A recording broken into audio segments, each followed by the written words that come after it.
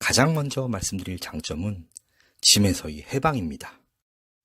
20대와 30대 초반 체력이 좋았을 때에는 20kg이 넘는 배낭을 짊어지고서도 씩씩하게 여행을 했었지만 30대 중반을 넘어서면서 짐이 정말 짐이 되어 모처럼 떠난 여행이 고생으로 힘들었던 기억이 많았습니다. 여러분들도 짐을 들고 이동하는 것 때문에 힘드셨던 경험이 있었을 거라 생각됩니다.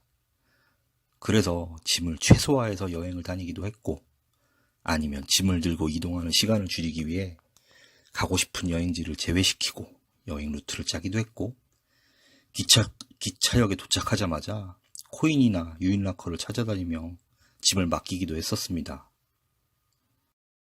그러면서 여행을 다니다가 2004년 어느 날 짐에서 자유로울 수 있는 광경을 목격하게 됩니다.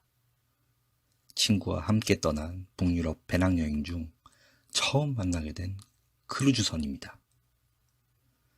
크루즈선에서 가벼운 가방 한 개 혹은 카메라만 들고 깔끔 편안한 옷을 차려입고 관광에 나서는 승객들을 보고 저 호화 크루즈를 타는 사람들은 엄청난 부자들일 거야 라고 생각하며 부러워하면서도 도대체 얼마면 저 배를 탈 수 있는지 궁금해지기 시작했습니다. 다양한 놀거리입니다. 지금도 크루즈 여행을 경험해보지 않으시거나 도시간의 페리 등만을 이용해본 주위분들은 배에서 뭐 하면서 시간을 보내? 지루하지 않아?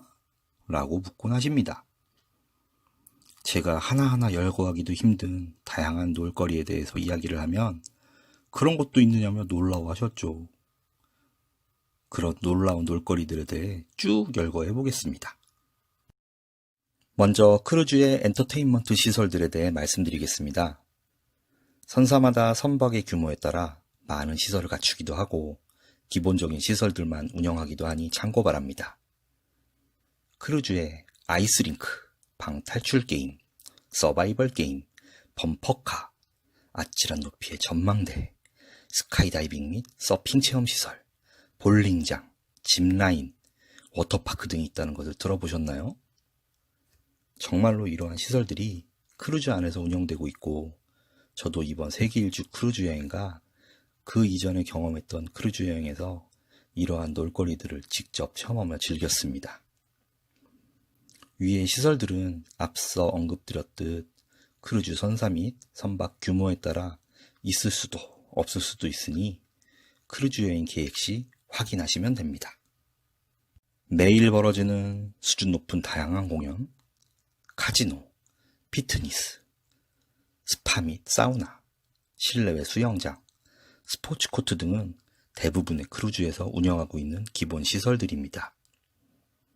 이러한 시설들에 하루에도 몇 번씩 열리는 파티, 게임 대회, 댄스 강습, 퍼포먼스 등등등 시간이 모자랄 정도로 많은 이벤트들을 매일매일 크루즈에서 즐길 수 있습니다.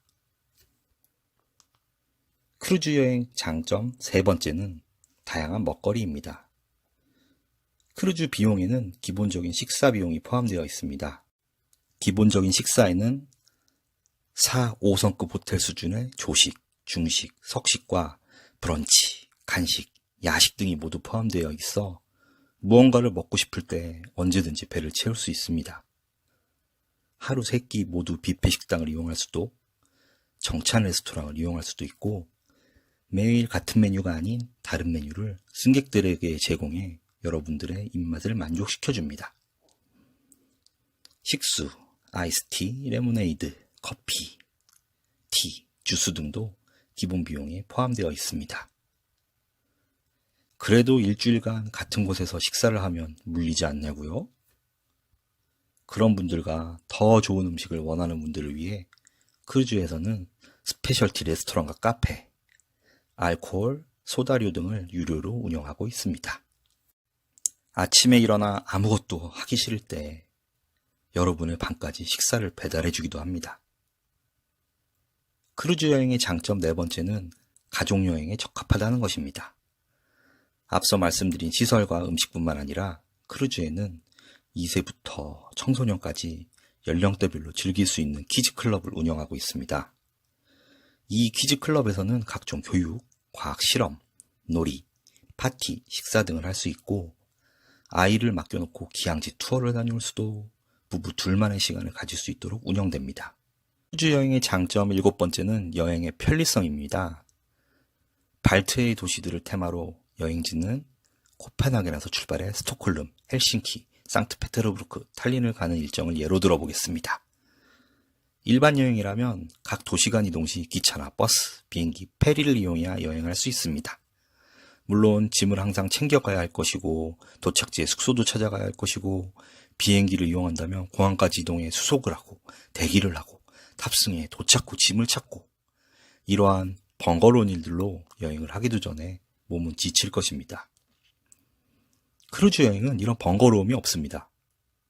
코펜하겐에서 출발해 크루즈에서 식사도 하고 행사에 참여하고 잠을 자면 스톡홀름에 도착합니다. 그리고 자유여행을 하든지 크루즈에서 운영하는 기항지 투어에 참여하든지 개인의 취향에 맞게 여행을 하고 다시 배에 승선해 또 선상생활을 즐기거나 휴식을 취하면 어느새 다음 기항지인 헬싱키에 도착하게 됩니다. 이런 식으로 상트페테르부르크도 탈린도 여행을 하면 크루즈는 출발지인 코펜하겐에 다시 도착하게 되죠. 얼마나 편안한 여행인가요? 비용의 차이가 없다면, 아니 크루즈 여행이 조금 더 비싸다고 하더라도 당신이라면 크루즈 여행과 일반 여행 중 어떤 것을 선택하시겠습니까?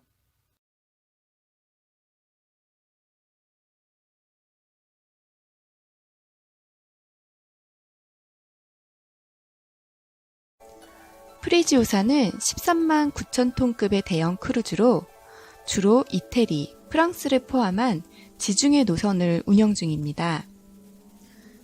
지금 보시는 화면이 실제 프리지오사의 실내 시설이며 수영장, 워터 슬라이드와 카지노, 공연장을 비롯한 모든 편의시설이 갖추어져 있는 크루즈입니다. 실제로 저희 가족은 7박 8일간 크루즈를 이용했지만 내부 시설을 다 둘러보지 못할 만큼 어마어마한 규모였습니다. 저희는 이태리 로마에서 1시간 정도 거리의 항구 도시인 치비타 베키아에서 출발하여 이태리의 팔레르모, 몰타의 수도인 발레타, 스페인의 바르셀로나, 프랑스의 마르세유를 지나서 다시 이태리의 제노아와 치비타 베키아로 돌아오는 루트로 여행을 하였습니다.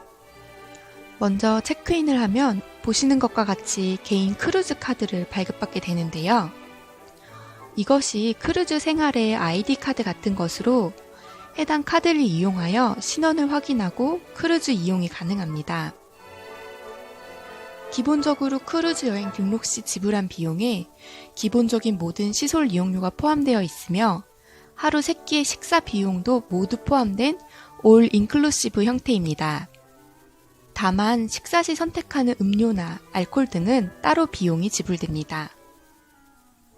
객실 타입의 경우 창문이 전혀 없는 인사이드 룸, 그리고 창문이 있는 오션뷰 룸, 발코니 테라스가 있어 환기가 가능한 발코니 룸, 그리고 발코니 스위트 룸으로 등급이 나누어져 있는데요. 저희 가족의 경우 테라스가 있는 발코니 룸을 이용하였습니다. 그리고 지중해의 경우 바다가 워낙 잔잔하기도 하지만 크루즈의 규모가 워낙 커서 엄청나게 큰 호텔이 바다 위에 떠 있는 것과 마찬가지라 흔들림, 배멀미 등은 거의 느끼지 못했어요. 혹시 몰라서 준비해간 멀미약도 하나도 먹지 않았습니다. 승선한 첫날은 위기 상황 시의 대처 교육, 비상 대피법 등을 알려주는 안전 교육이 진행되므로 이 교육은 반드시 참가하셔야만 합니다. 크루즈에 승선하시게 되면 매일매일 크루즈 내에서 열리는 공연과 행사, 그리고 기항지가 적힌 스케줄표를 매일 아침마다 받아보게 되는데요. 그 일정표를 보고 기항지에 정박을 하게 되면 내려서 관광을 하는 것은 승객의 몫입니다. 저희 가족의 경우에는 모든 기항지에 내려서 관광을 하였는데 사람들에 따라 내리지 않고 크루즈 안에서 수영이나 카지노 등을 하며 자유시간을 보내는 경우도 있습니다. 크루즈를 이용하면서 가장 좋았던 추억은 짧은 시간 동안 다양한 나라, 다양한 장소에서 많은 가족 사진을 남길 수 있었던 점이었습니다. 특히 매일 아침 눈을 뜨면 펼쳐지는 기양지의 이국적인 모습은 정말로 감탄을 자아낸답니다. 또한 매일 저녁 크루즈 안에서는 다양한 공연과 서커스가 진행되는데요. 특히 크루즈 내에는 작은 유치원도 있어서 전 세계의 다양한 어린이들이 함께 어울릴 수 있답니다. 식사는 아침, 점심의 경우 뷔페식으로 자유롭게 이용 가능하며 디너의 경우는 정찬 코스 요리로 준비되어 나오는데요. 그래서 격식에 맞는